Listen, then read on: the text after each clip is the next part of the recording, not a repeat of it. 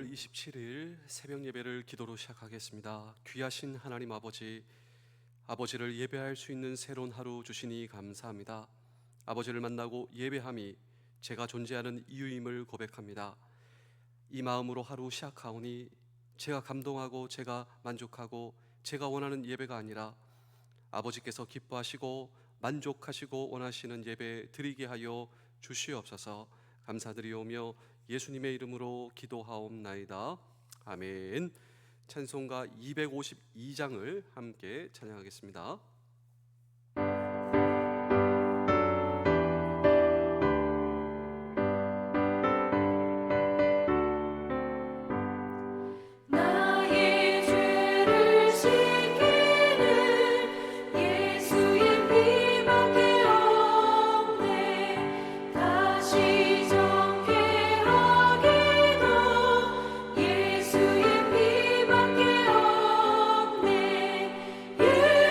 예수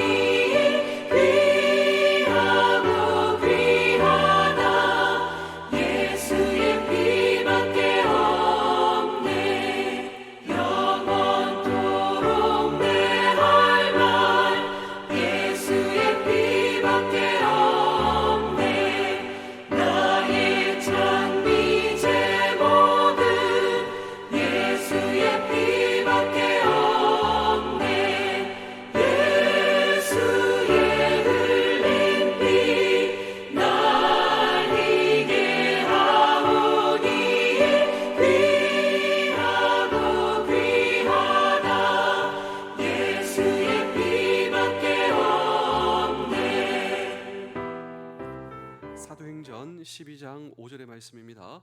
이에 베드로는 옥에 갇혔고 교회는 그를 위하여 간절히 하나님께 기도하더라. 아멘. 주님께서 가장 기뻐하시는 기도, 그 기도는 어떤 기도라고 생각하십니까? 내가 하나님께 기도할 때 하나님께서 내 기도를 들으십니다. 가장 기뻐하시는 기도, 그 기도가 있다라고 하는 것이죠. 보통 기도의 종류에는 통성기도, 대표기도, 침묵기도, 개인기도, 작정기도, 진로기도, 치유기도, 나라와 민족을 위해서 하는 기도, 이 기도의 종류는 다양합니다. 근데 하나님께서 가장 기뻐하시는 기도, 그 기도가 바로 중보기도다라고 하는 것이 오늘 이 성경 본문의 핵심입니다. 왜냐하면 오늘 이 성경 본문에는 중보기도의 성경적 레슨이 나오기 때문인 것입니다. 그런 의미로 우리 사도행전 12장 5절의 말씀을 읽겠습니다. 이에 베드로는 옥에 갇혔고 교회는 그를 위하여 간절히 하나님께 기도하더라. 자, 이 중보기도에 세 가지 패턴이 나오고 있습니다. 첫 번째로 베드로가 옥에 갇혔다. 이 말은 정말 기도할 수밖에 없는 문제가 있었다라고 하는 것입니다. 저와 여러분도 마찬가지죠. 문제에서 면제된 인생 있으십니까? 아니에요. 유형은 달라도 우리는 다 문제를 가지고 있습니다. 근데 정말 중요한 것은요, 사람은요, 문제가 있다 하더라도 그 문제를 하나님께 놓고 기도하는가, 이것이 더 중요하다라고 하는 것이죠. 오늘 성경 본문은 교회가 그를 위하여 세 번째로 하나님께 간절히 기도했다라고 하는 것입니다. 중보기도의 레슨 세 가지가 있습니다. 문제가 있습니다. 두 번째로 교회가 있습니다. 세 번째로 간절히 하나님께 기도하는 중보기도. 정말 저와 여러분도 마찬가지입니다. 우리를 불러주신 모든 삶의 현장에서 하나님께서 나의 기도를 주목하시며 응답하시는, 기뻐하시는 중보기도가 되기 위해서 오늘 저와 여러분들이 해야 할 일이 있다면 무엇인가? 응답받는 중보기도의 레슨은 무엇인가라고 하는 질문을 오늘 우리는 이 성경 본문 속에 던지고 함께 주의 음성을 들을 때 첫 번째로 집이 교회였다라고 하는 사실이 응답받는 중보기도의 레슨의 중요한 본질이다라고 하는 것입니다. 오늘 이 성경 본문의 배경을 먼저 이해할 필요가 있는데 사도행전 12장은 헤롯 아그리빠라고 하는 아주 무시무시한 사람이 나옵니다. 여러분, 헤롯 대왕 아시죠? 이 예수님께서 탄생하실 때 이 유아 학살의 원흉, 그 헤롯 대왕의 손자가 헤롯 아그리빠입니다. 이 사람으로 통하여서 박해 사건이 일어나게 되는데 이 예루살렘 교회가 박해 사건의 중심이 되게 되는 것입니다. 따라서 이 베드로에게 사형 언도가 떨어지게 되었습니다. 그래서 일종의 중보기도 모임이 시작되게 되었는데 이 모든 것을 통하여서 상상할 수도 없는 기적 사건을 경험한 것이 오늘 이 성경 본문의 전후 맥락입니다. 특별히 성경 본문은 중보기도의 진원지를 아주 주목하고 있습니다. 중보기도의 진원지, 우리 교회의 중보기도의 진원지는 어디인가요? 그렇다면 베드로가 사형 언도를 받고 중보기도가 시작되었는데 그 중보기도의 진원지가 어디였는가 함께 추적해 보겠습니다. 우리 사도행전 12장 5절입니다. 이에 베드로는 옥에 갇혔고 교회는 그를 위하여 간절히 하나님께 기도하더라. 자, 교회가 나오죠. 도대체 이 교회는 어느 교회였는가? 이 교회는요, 사실 빌딩이 아니었습니다. 초대교회 빌딩이 있었나요? 없었죠. 그렇다면 이 교회는 어디였는가? 이 교회는 마가 요한의 집이었다라고 하는 것입니다. 이 마가 요한에서 함께 이 성령님의 임재가, 성령의 강림이 일어나고, 그리고 이 마가의 다락방에서 초대교회 성도들이 모여 베드로를 위해서 간절히 기도하는 이 기도의 진원지가 마가 요한의 집이었다라고 하는 것입니다. 우리 사도행전 12장 12절입니다. 깨닫고 마가라는 요한의 어머니 마리아의 집에 가니 여러 사람이 거기에 모여 기도하고 있더라. 자, 정확하게 그날 몇 명의 사람들이 모였는지는 모릅니다. 근데 정말 중요한 것은 모인 사람들이 모여 함께 그 중보기도 하였다라고 하는 것이죠. 간절하게 하나님께 그들이 기도하였다라고 하는 것입니다. 사도행전 12장 5절입니다. 이에 베드로는 옥에 갇혔고 교회는 그를 위하여 간절히 하나님께 기도하더라. 자, 여러분, 사실 몇 명이 모여서 기도하는가, 이것은 사실 중요한 문제가 아니다라고 하는 것이죠. 어디에 모여서 기도하는가? 사실 이것도 중요한 문제가 아닙니다. 보통 우리는 어느 교회에 출석합니다. 그 교회를 잘 모르면 몇 명 모이죠? 또 그 교회의 규모와 크기는 한 어느 정도 되죠? 이것이 우리의 교회의 관심이라면, 그런데 성경이 말씀하시는 이 교회의 관심은 무엇이냐? 빌딩이 아니다라고 하는 것이죠. 정말 이 교회의 본질은 무엇이냐면 성도의 모임이다. 이것이 교회다라고 하는 것입니다. 역사적으로 교회가 언제부터 빌딩을 가지기 시작했냐면 AD 320년 로마의 컨스탄틴 이 황제의 기독교 공인 이후로, 기독교의 국교 공인 이후로 교회가 빌딩을 가지기 시작했는데, 그 이전 원래 교회는 빌딩이 아니었고 빌딩을 가지지 못했다라고 하는 것입니다. 상상도 할 수 없었죠. 그렇다면 교회는 어디서 시작이 되었고 교회는 어떤 것이었냐? 교회는 집이었다. 그 집에서 모이는 성도들의 모임이었다라고 하는 것입니다. 성경에 나오는 골로새 교회, 이 골로새 교회는 빌레몬의 집이었어요. 그 유명한, 제가 좋아하는 빌립보 교회는 루디아의 집이었습니다. 그리고 라오디게아 교회는 눈바의 집이었고 고린도 교회는 가이오의 집이었습니다. 그렇다면 초대교회, 오리지널, 원래 교회가 집에서 모인 이유는 사명을 감당하는 그들 자신이 교회였기 때문입니다. 여러분, 저를 따라해 보실까요? 하나님의 사명을 가진 그들이 교회였다라고 하는 것입니다. 저와 여러분도 마찬가지입니다. 하나님께서 나에게 주신 사명을 붙들고 있는 여러분들이 교회다. 우리가 교회다라고 하는 것입니다. 다시 저를 따라해 보십시오. 우리가 교회다. 예, 하나님의 사명을 붙들고 있는 우리가 교회다라고 하는 것입니다. 이렇게 그들 자신이 교회를 형성하였고, 이 교회가 기도하였고, 베드로의 석방을 위해서 하나님께 간절히 기도한 이 기도를 하나님께서 응답하셨다면, 정말 중요한 것은요, 하나님께서 우리에게 맡기신 사명을 붙들고 우리가 함께 기도할 때 하나님께서 응답하여 주신다라고 하는 것입니다. 그렇다면 사랑하는 성도 여러분, 장병 여러분, 군가족 여러분, 오늘 기도하실 때 사명을 감당하는 제가 교회임을 믿습니다. 그리스도의 몸된 피값으로 사신 교회, 그 교회가 누구입니까? 우리입니다. 여러분들입니다. 이 반석 위의 교회를 세우리라. 주는 그리스도시요 살아계신 하나님의 아들이심을 고백합니다. 이런 교회와 이런 저와 여러분들의 기도를 하나님께서 응답하여 주실 줄로 믿습니다. 그래서 원래 군교회, 이 군교회가 집에서 시작하였다라고 하는 사실을 제가 계속 강조하고 있습니다. 인사국장 김대식 중령 관사에서 최초 군교회가 시작되었는데, 원래는 15명 정도가 모였어요. 15명 정도면 목사님, 그리고 가족들, 그리고 홍은혜 권사님, 손원일 제독, 그의 가족들, 이렇게 모여서 기도하지 않겠습니까? 근데 최초 군목, 이 정달빈 목사님이 그 김대식 중령, 자기의 관사를 내놓은 거예요. 자기 관사에서 모여서, 군인의 관사에서. 첫 번째 목사님이 그 김대식 중령을 이렇게 평가하죠. 이런 일이란 참으로 어려운 일입니다. 그러나 이런 일은 참으로 하나님으로부터 특별하신 축복을 받으실 만한 귀한 가정이 아닐 수가 없습니다. 그 김대식 중령이 최초의 장로님이 되었죠. 그러다가 해병대로 전과하게 되었습니다. 6.25 전쟁 가운데 해병대에서도 최초의 교회를 만들어요.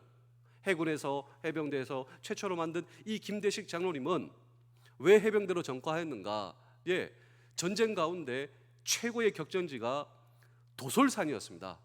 이 도솔산의 불가능한 전투를 하나님을 의지하고 하나님을 신뢰하고 이 전쟁에서 이긴 김대식 장로님과 교회, 그때 교회, 하나님의 사명을 붙들고 있던 하나님의 교회가 어떤 기도 제목으로 하나님 앞에 중보 기도하였는가? 사무엘상 17장 47절입니다. 여호와의 구원하심이 칼과 창에 있지 아니함을 이 무리에게 알게 하리라. 전쟁은 누구에게 속한 것인즉 전쟁은 여호와 하나님께 속한 것인즉 하나님께서 그들을 우리의 손에 넘겨 주실 줄로 믿습니다. 그래서 집만이 교회가 아닙니다. 부대도 교회가 될 수 있고 하나님의 사명을 붙들고 있는 이 군인의 모임이 교회가 될 수 있는 것입니다. 이런 그가 1957년 해병대 3대 사령관이 되게 되었습니다. 그리고 1959년 해병대 초대교회도 그가 만들었습니다. 그가 각각 가는 곳곳마다 그런 교회를 만들었습니다. 이 김대식 장로님은 지금 대전 현충원에 계십니다. 그의 묘비에는 다음과 같은 문구가 새겨져 있습니다. 하나님을 사랑하는 믿음의 사람, 나라와 민족을 사랑하는 충성된 사람, 이웃 사랑을 몸소 실천하는 사랑의 사람, 그리스도 예수 안에서 영원한 삶을 허락하여 주실 줄로 믿습니다. 하나님의 사명을 붙들고 있는 우리 교회를 하나님께서, 여러분들의 기도를 하나님께서 응답하여 주시고, 그리고 그리스도 예수 안에서 이런 중보 기도를 하는 우리에게 영원한 삶을 허락하여 주신다라고 하는 사실을 굳게 붙드시는 우리 모두 되실 수 있기를 주의 이름으로 축복합니다. 두 번째로, 교회에서 드려지는 기도를 간절히 우리 하나님께서 받으신다라고 하는 것입니다. 여러분, 교회에서 기도하는 중보 기도에 아주 특별한 약속이 있어요. 그 약속이 무엇이냐? 우리 마태복음 18장 20절입니다. 두세 사람이 내 이름으로 모인 곳에는 나도 그들 중에 있느니라. 여러분, 놀라운 약속이지 않습니까? 교회 가운데 주님께서 함께 하여 주시고 임재를 약속하여 주신다. 여기서 멈추지 않습니다. 우리 마태복음 18장 19절입니다. 진실로 다시 너희에게 이르노니 너희 중에 두 사람이 땅에서 합심하여 무엇이든지 구하면 하늘에 계신 내 아버지께서 그들을 위하여 이루게 하시리라. 자, 교회가 주님의 이름으로 합심하여 중보 기도하면 어떤 일이 하늘 아버지께서, 하나님 아버지께서 이루어 주신다. 우리 교회에도 중보기도 모임이 있습니다. 10가지 기도 제목이 있는데 제가 소개해드리겠습니다. 중보기도자의 회개, 나라와 민족을 위한 기도, 국군 장병들을 위한 기도, 해군 해병대 전교회를 위한 기도, 우리 교회를 위한 기도, 목사님을 위한 기도, 환우 치유를 위한 기도, 진급 대상자와 수능 학생들을 위한 기도, 구역별 각 가정을 위한 기도, 내 가정과 가족을 위한 기도. 이런 중보 기도가 응답이 된다. 마찬가지로 마가 요한의 집에서 드려진 중보 기도가 하나님께서 응답해 주셨다. 이것은요, 하나님의 약속입니다. 우리는 하나님의 약속을 붙들고 중보 기도하는 것이죠. 사도행전 12장 5절입니다. 이에 베드로는 옥에 갇혔고 교회는 그를 위하여 간절히 하나님께 기도하라. 자, 간절히 기도했다. 이 베드로가 옥에 갇혔고 사형언도를 받으니 그의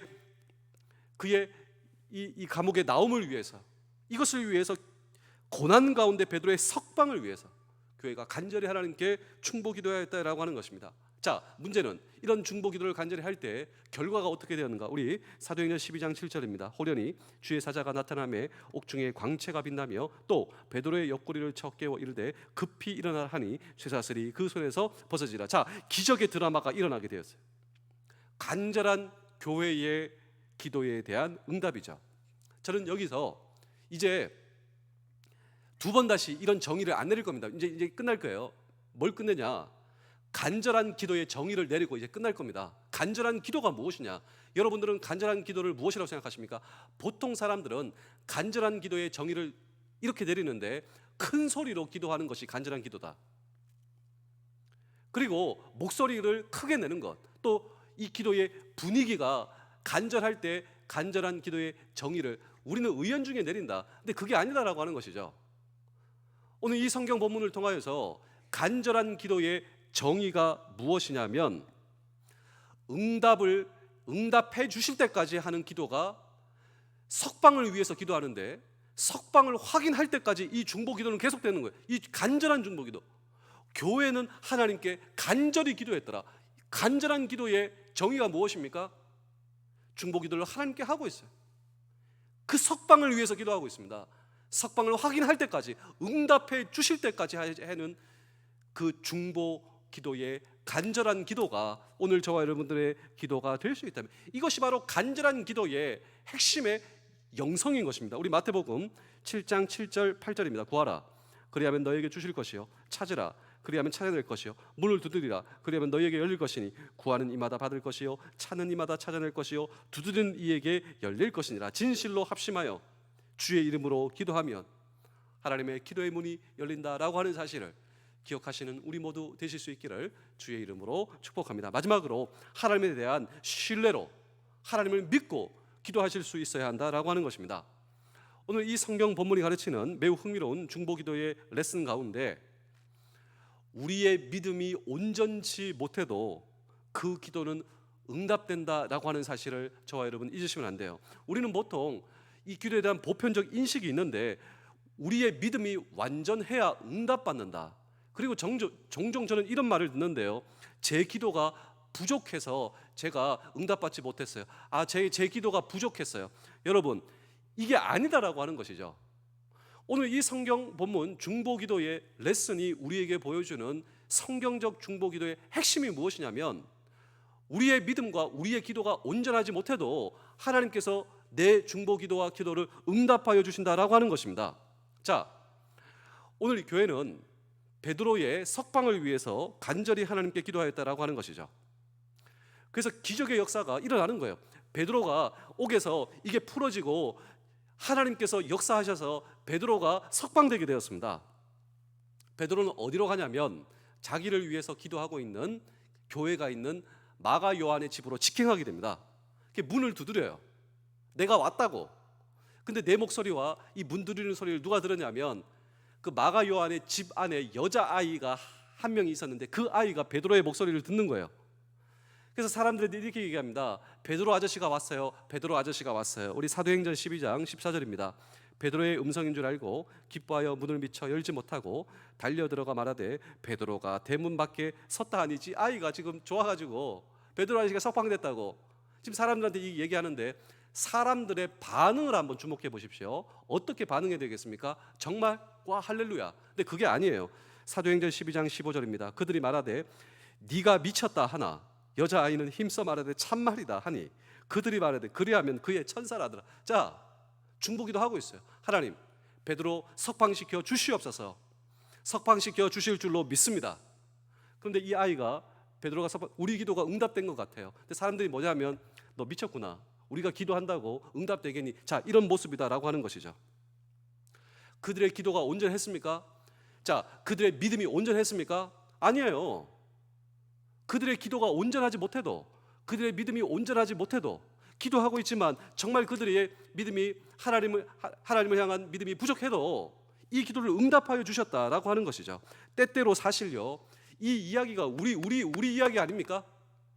우리가 간절하게 기도한다라고 하지만 정말 나는 하나님을 온전하게 신뢰하고 기도하고 있는가? 나는 정말 하나님을 100% 신뢰하고 내가 기도하고 있는가? 사실 이 모습이 마가 요한에서 기도하고 있었던 그 기도의 중보기도의 대상자가 다른 사람이 아니라 우리의 모습이다라고 하는 것이죠. 마태복음 17장을 보시면 간질병 아들을 데리고 있었던 그 아버지가 예수님의 제자들에게 데리고 가서 고쳐달라. 근데 예수님의 제자들이 고치지 못해요. 그래서 예수님께 데리고 오는 것이죠. 예수님, 자, 우리 마태복음 17장 15절 16절입니다. 주여, 내 아들을 불쌍히 여기소서. 그가 간질로 심히 고생하여 자주 불에도 넘어지며 물에도 넘어지는지라. 내가 주의 제자들에게 데리고 왔으나 능히 고치지 못하나이다. 이때 예수님께서 이런 말씀을 주셨습니다. 마태복음 17장 20절입니다. 만일 너희에게 믿음이 겨자씨 한 알만큼만 있어도 이 산을 명하여 여기서 저기로 옮겨지라 하면 옮겨질 것이요 또 너희가 못할 것이 없으리라. 자, 겨자씨만한 믿음이 있어도 여러분 주님께서 응답하여 주신다라고 하는 것입니다. 우리의 믿음이 부족해도 조금만 있어도 주님께서, 그러니까 문제는 무엇이냐면요, 기도의 자리를 떠나시면 안 돼요. 내 믿음이 부족해도 내 연약함을 아시는 주님 앞에 기도로 나올 수 있다면 주님께서 이 모든 거 아신다라고 하는 것입니다. 내 믿음이 부족하다라고 하는 사실을 누가 아세요? 사람들은 모르지만 주님은 아세요. 그러나 기도를 포기하지 않는 자, 여전히 주님을 신뢰하는 자, 내 믿음이 부족해도 이 믿음을 가지고 주님께 나아가면 주님께서 응답하여 주신다라고 하는 중보 기도의 자리를 포기하면 안 된다라고 하는 것입니다. 우리 마가복음 9장 24절입니다. 곧 그 아이의 아버지가 소리질러 이르되 내가 믿나이다. 나의 믿음이 없는 것을 도와주소서. 이것도 기도다라고 하는 것입니다. 그래서 중보 기도 때 우리가 이렇게 기도해야 한다라고 하십니다. 기도의 자리를 포기하시면 안 돼요. 나의 믿음 없는 것을 도와 주시옵소서. 이렇게 기도하는 자들에게 주님은 기도의 끈을 놓치지 않는 자들에게 다가오셔서 당신의 전능하신 손을 펼쳐주신다라고 하는 것입니다. 기도의 끈을 끝까지 놓치시면 안 돼요. 우리가 기도를 포기하지 않는다면, 여전히 하나님을 바라보고 있다면 그 중보 기도의 축복의 문, 기도의 문은 열릴 것이다 라고 하는 것입니다. 제가 마지막으로 두 편의 이야기를 들려드리고 오늘 설교를 마치겠습니다. 응답받는 기도의 비결이라고 하는 좋은 책이 있어요. 응답받는 기도의 비결. 자, 어떻게 응답받는 기도가 될 수 있을 것인가? 어떤 특별한 비밀이 나오는 것이 아니라 예수님의 말씀이 나와요. 이 책에는 응답받는 기도의 비밀. 주님께서 말씀하셨다는 걸까요? 예수님께서. 자, 보실까요? 우리 마태복음 11장 22절에서 24절입니다. 예수님께서 말씀하셨는데요, 너희 일단은 먼저 하나님을 믿으라. 내가 진실로 너희에게 이르노니 누구든지 이 산을 들리어 바다에 던지라 하면 그 말하는 것이 이루어질 줄 믿고 마음에 의심하지 아니하면 그대로 되리라. 마지막입니다. 그러므로 내가 너희에게 말하노니 무엇이든지 기도하고 구하는 것을 받은 줄로 믿으라. 그리하면 너희에게 그대로 되리라. 자, 어떻게 하면 우리의 기도가 응답될 것인가? 첫 번째로 무엇입니까? 우리는 보통 기도하고 받을 줄로 믿습니다. 예수님께서는 기도하기 전에 먼저 first 해야 할 것이 있어요. 무엇입니까? 바로 하나님을 믿으라라고 하는 것입니다. 하나님의 약속을 믿기 위해서 우리가 어떻게 하나님의 약속을 믿을 수가 있습니까? 중요한 것은요, 내가 하나님을 신뢰하고 하나님을 믿으면 그 약속을 믿을 수가 있어요. 정말 중요한 것은요, 우리가 하나님을 신뢰해야 한다. 하나님을 믿고 의지해야 된다. 내 믿음이 작다고 느낄 때마다 먼저 살아계신 하나님을 바라보셔야 됩니다.